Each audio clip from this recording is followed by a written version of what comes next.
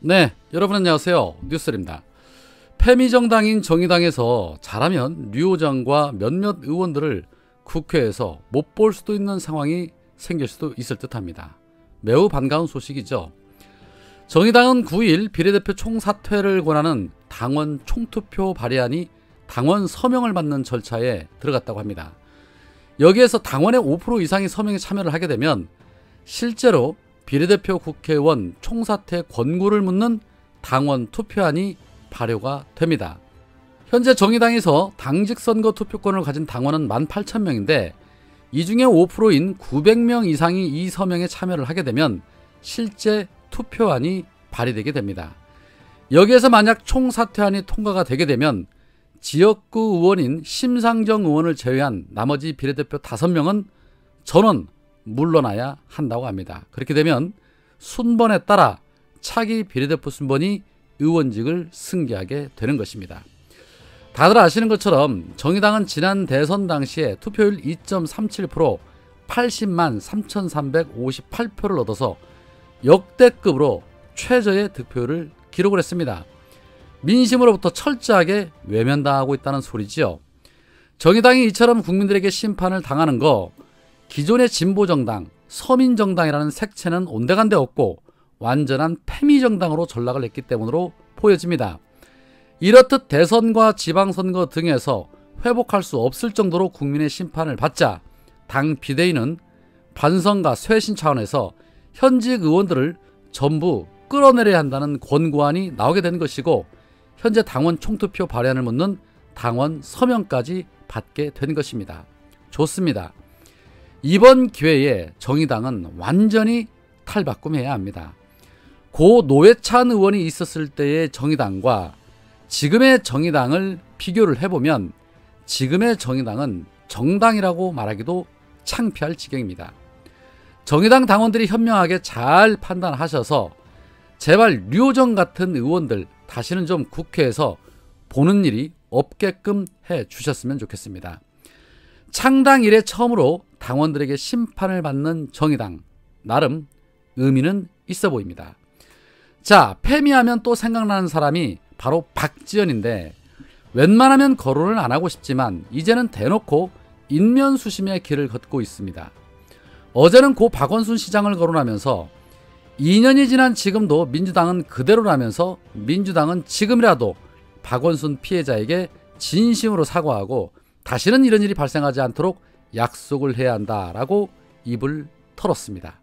얘가 왜 민주당에 있는 것인지 이해가 안 갑니다. 차라리 정의당으로 갔으면 색깔이라도 맞을 텐데 하긴 뭐 그쪽에 본인보다 더 센 류호정이 있어서 자신의 존재감이 드러나지 않겠다라는 생각을 했을 수도 있을 듯합니다. 많은 민주시민분들은 이제 박지원 이름 석자만 거론을 해도 짜증스러워 하시는데 어제 이재명 의원이 자신의 페이스북을 통해서 비난과 억압은 민주당의 언어가 아니라면서 정당은 다양한 의견을 가진 집합체다. 다른 점을 찾기보단 같은 점을 찾으려고 노력하면 좋겠다라고 말하면서 박지원이 민주당의 가치를 국민에게 알리고 당의 저변을 넓히는데 큰 역할을 했다. 많은 가능성을 가진 우리 당의 중요한 자산이다 라고 말을 했습니다. 그러면서 생각이 다르다고 기대와 다르다고 비난이나 억압하는 것은 이재명과 동지들의 방식이 아니다. 경청과 존중, 사실에 기초한 품격 있는 반론이 다름을 인정하고 동료로서 함께 가는 더 좋은 방법 아니겠냐. 저 역시 박지원의 고견을 충실히 경청하고 있다는 말씀을 드린다. 우후지시를 했다.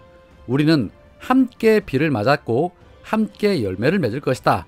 다양성을 인정하며 각자의 역할에 최선을 다해온 우리 민주당의 오랜 가치와 전통을 변함없이 지켜나가 주십시오라는 글을 올려서 사실 충격을 줬습니다. 이재명 의원 어찌됐든 한 배를 탄 사람인데 의견이 다르다고 해서 지나치게 비판하거나 억압하지는 말자. 그 사람의 의견도 다 쓸모가 있다. 민주정당은 그런 사람들이 서로 모여서 진보하는 정당이다. 뭐 이런 말씀이신데요. 네, 이재명 의원이 대인배인 거는 인정을 합니다. 그런 폭넓은 아량을 가지셨으니까 현재 여기까지 오게 된 것이겠죠. 소통과 화합을 강조하셨는데 그러나 많은 지지자들은 다른 사람은 몰라도 박지원만큼은 안 된다는 생각을 하고 있습니다. 대의를 위해서는 반드시 쳐내야 할 사람은 쳐내야 큰일을 할 수 있듯이 박지원 같은 자들과 같이 가게 되면 반드시 후환이 생깁니다. 문재인 대통령이 윤석열이 선을 넘고 있었을 때, 청와대를 향해서 칼을 겨누고 있었을 때 윤석열을 쳐냈었더라면 지금과 같은 암울한 시대는 오지 않았을 것입니다. 좋은 게 아니라는 소리입니다. 박지원이 그동안 내뱉은 말들, 그리고 이재명 의원을 물고 늘어졌던 워딩들 수도 없습니다. 수가 틀리면 언제든지 물어 뜯을 사람이 있죠. 이재명 의원을 지지하는 많은 시민들은 이재명 의원의 선명성과 그리고 추진력 때문에 좋아하실 거라고 생각을 합니다. 민주정당에서 다양한 의견을 청취는 하시되 결단은 과감하게 그동안 보여준 모습, 그러한 모습이면 국민들은 이재명의 리더십에 더 많은 응원을 보낼 것입니다. 당권을 장악한 뒤 그러한 리더십을 기대합니다. 자, 또 다른 한편 이번에 당대표 선거에 많은 의원들이 출사표를 던졌고 박주민 의원도 당대표에 출사표를 던졌습니다. 앞서 당대표에 도전하겠다던 정청래 의원이 당대표가 아닌 최고위원회 출사표를 던졌죠. 어제 정청래 의원님이 자신의 속마음을 솔직하게 표현을 했습니다. 정청래 의원은 페이스북을 통해서 이재명 대통령, 정청래 당대표를 꿈꿔왔습니다. 이재명 당대표, 정청래 당원대표 최고위원으로 수정 제안합니다. 동의해 주시겠습니까? 라며 자신의 진심을 말했습니다. 네, 동의합니다. 그림 좋습니다. 이재명 당대표에 정청래 의원을 비롯해서 개혁파 의원들이 최고위원을 장악하고 강한 민주당으로 거듭나기를 고대하고 있습니다. 우리 지지자들이 원하는 그림이 딱 그런 그림이죠.